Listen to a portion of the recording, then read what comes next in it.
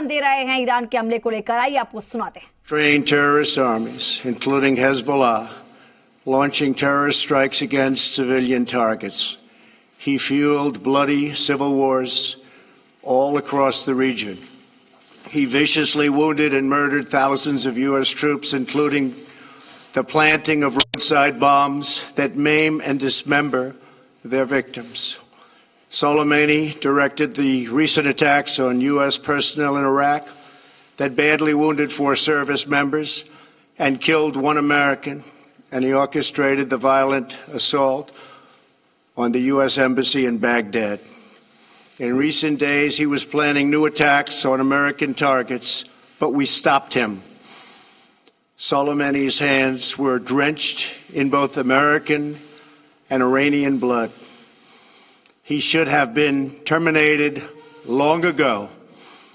By removing Soleimani, we have sent a powerful message to terrorists. If you value your own life, you will not threaten the lives of our people. As we continue to evaluate options in response to Iranian aggression, the United States will immediately impose additional punishing economic sanctions on the Iranian regime. These powerful sanctions will remain until Iran changes its behavior. In recent months alone, Iran has seized ships in international waters, fired an unprovoked strike on Saudi Arabia, and shot down 2 U.S. drones. Iran's hostilities substantially increased after the foolish Iran nuclear deal was signed in 2013, and they were given $150 billion, not to mention $1.8 billion in cash. Instead of saying thank you to the United States, they chanted death to America. In fact, they chanted death to America the day the agreement was signed.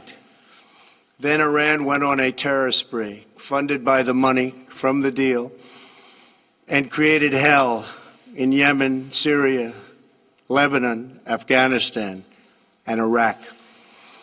The missiles fired last night at us and our allies were paid for with the funds made available by the last administration. The regime also greatly tightened the reins on their own country, even recently killing 1,500 people at the many protests that are taking place all throughout Iran. The very defective JCPOA expires shortly anyway and gives Iran a clear and quick path to nuclear breakout. Iran must abandon its nuclear ambitions and end its support for terrorism. The time has come for the United Kingdom, Germany, France, Russia, and China to recognize this reality. They must now break away from the remnants of the Iran deal, or JCPOA. And we must all work together toward making a deal with Iran that makes the world a safer and more peaceful place. We must also make a deal that allows Iran to thrive and prosper and take advantage of its enormous untapped potential. Iran can be a great country. Peace and stability cannot prevail in the Middle East as long as Iran continues to foment violence, unrest, hatred, and war. The civilized world must send a clear and unified message to the Iranian regime. Your campaign of terror, murder, mayhem will not be tolerated any longer. It will not be allowed to go forward. Today, I am going to ask NATO to become much more involved in the Middle East process. Over the last 3 years, under my leadership, our economy is stronger than ever before, and America has achieved energy independence. These historic accomplishments change our strategic priorities. These are accomplishments that nobody thought were possible. And options in the Middle East became available.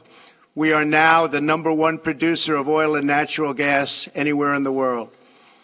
We are independent, and we do not need Middle East oil. the American military has been completely rebuilt under my administration at a cost of $2.5 trillion. U.S. armed forces are stronger than ever before. Our missiles are big, powerful, accurate, lethal, and fast. Under construction are many hypersonic missiles. The fact that we have this great military and equipment, however, does not mean we have to use it. We do not want to use it. American strength, both military and economic, is the best deterrent. 3 months ago, after destroying 100% of ISIS and its territorial caliphate, we killed the savage leader of ISIS, al-Baghdadi, who was responsible for so much death, including the mass beheadings of Christians, Muslims, and all who stood in his way. He was a monster. Al-Baghdadi was trying again to rebuild the ISIS caliphate and failed. Tens of thousands of ISIS fighters have been killed or captured during my administration. ISIS is a natural enemy of Iran. The destruction of ISIS